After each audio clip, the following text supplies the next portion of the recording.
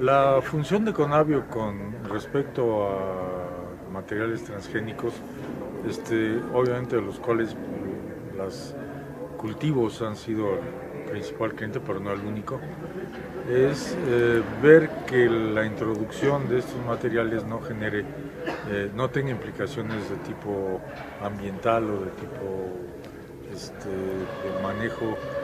Y de tipo ambiental quiere decir que no se generen fenómenos indeseables como superplagas o super malezas o cosas de este tipo, ¿no?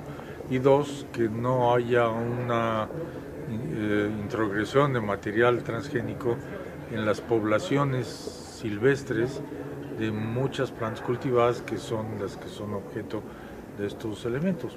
El maíz es un caso claro, pero hay otros como el algodón, por ejemplo, que ha sido ya estudiado y hubo recomendaciones por parte de Conavio de dónde sí se podía sembrar y dónde no se podía sembrar. Hay un problema mucho más serio que eso. Es una recomendación técnica y la hemos hecho para como 3,000 casos.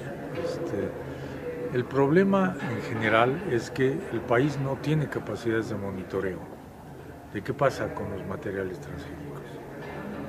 De esta forma, por ejemplo, el algodón que se sembró en zonas donde no había riesgo de contaminación o de introgresión del material genético a las poblaciones silvestres de algodón, el algodón es nativo de México,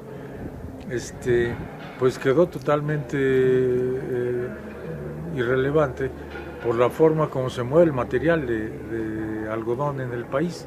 Se lleva por las carreteras, las semillas vuelan por todos lados, y entonces hay un desparrame de las semillas en lugares donde se supone que no debería haber existido material transgénico de algodón, y ya estamos encontrando algodón transgénico en la estructura genética, es decir, constructos transgénicos en poblaciones silvestres de algodón.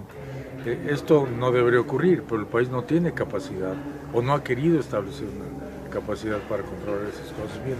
Entonces, ¿qué estoy tratando de decir con esto? Que una cosa es el efecto de un producto de biotecnología, que yo debo decir por otro lado, yo en lo personal no tengo ningún problema con la biotecnología. Yo creo que es una tecnología que debemos conocer, que debemos aplicar donde se puede aplicar bien, tiene muchísimas posibilidades y que deberíamos aprender a usar de manera adecuada. Como toda nueva tecnología, hay que valorar sus pros y contras y en función de esos pros y contras permitir o no o regular la forma en que se usa. El problema que hay en el país y particularmente en el caso del maíz, que quizá es el caso más icónico al respecto, es de dos tipos. Primero, que preocupa que al no haber mecanismos de monitoreo, cualquier permiso de introducción de maíz transgénico va a estar desregulado y va a ser un lío. Segundo, el proceso por el cual hemos tenido 60 razas nativas de maíz en México es un proceso en el que la gente intercambia semillas en el país. Esta es la manera de ir enriqueciendo el pool genético y es la manera de mantener tal cantidad de razas nativas de maíces en México. ¿Cómo vamos a parar que este maíz que tiene ya metido material transgénico o de las razas transgénicas no se mezcle con las razas nativas? ¿No? Esta es una preocupación a la cual no hay ninguna respuesta. Los bancos de germoplasma no son la respuesta a la conservación de las razas nativas, porque mucha gente no acaba de entender que esto es un proceso dinámico, que las razas se mantienen en el proceso de cultivo, año tras año, tras año, tras año, por miles de años. Esto ha sido como se ha mantenido. Meter este material en un banco de germoplasma es como tomar un cuadrito de una película y decir ya, recortarlo y decir ya tengo la película. No es cierto, tiene un cuadrito de la película. Estas son cosas que no ha sido posible hacer entender a quienes toman decisiones en este sentido. Y finalmente, pero muy importantemente, el hecho que el material transgénico que se quiere introducir a México no tiene ninguna ventaja para el país. Ha sido desarrollado en otras partes, se quiere meter a fuerza a México y las ventajas que puede tener son verdaderamente cercanas a cero, solamente para una región del país productora de maíz, el 85% restante o más,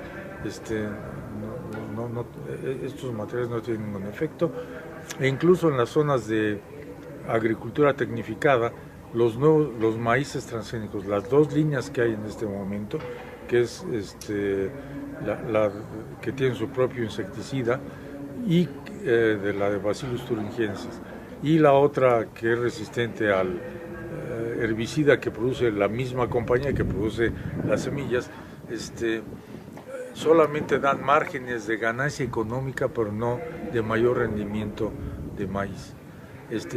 Y por otro lado, en México tenemos líneas, voy a llamarles clásicas, ortodoxas, de híbridos que han sido generados por investigadores mexicanos, pero que no se pueden usar porque el país se deshizo de toda la estructura de apoyo de investigación agrícola desde hace 3 décadas o más de 3 décadas.